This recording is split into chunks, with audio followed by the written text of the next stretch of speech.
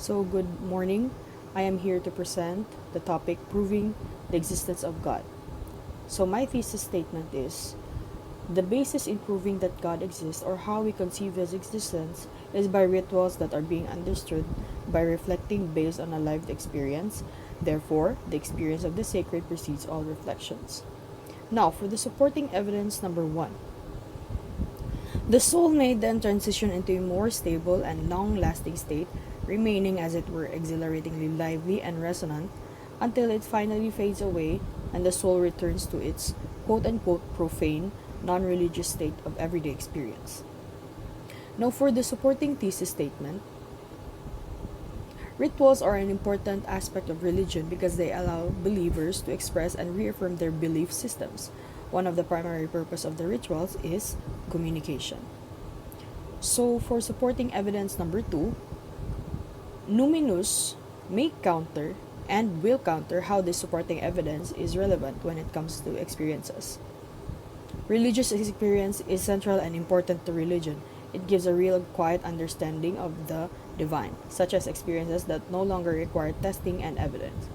So, for supporting evidence number three, Mysterium tremendum is a valid supporting evidence point because it triggers us to question why we feel things before the presence or the truth about the existence of God.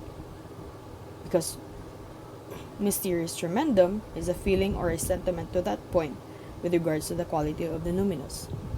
Now, for the objection to point number one, the following metaphor is obviously taken to the hilt of hyperbole, but I believe it emphasizes a frequently ignored truth. Think of being in a transcendental, blissful environment where you and your partners engage in soul to soul communication. And for objection to point number two, there have been vast types of experiences we face in our daily lives that fall under the terms of religious experiences.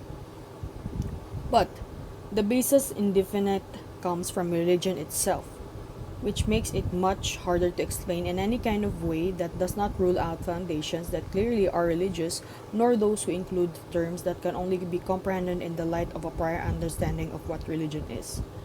And so, the objection to number three is not being able to see or at least feel the presence of the holy is a valuable argument when it comes to people who claim to experience that God truly exists.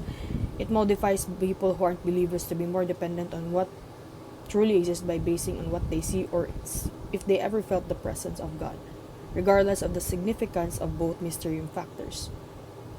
Now, for the conclusion, the numinous is the feeling of being in the presence of many greater things, the numen.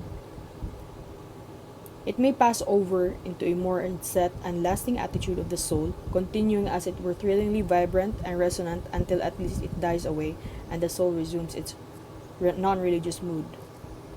It has its crude barbaric antecedents and early manifestations, and again it may be developed into something beautiful and pure and glorious.